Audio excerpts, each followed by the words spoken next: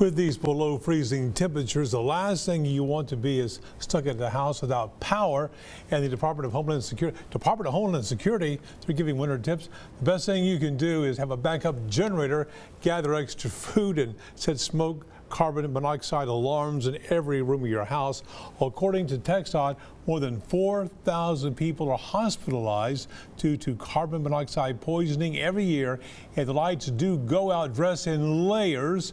For more options on how to get ready, visit our website, KETK.com.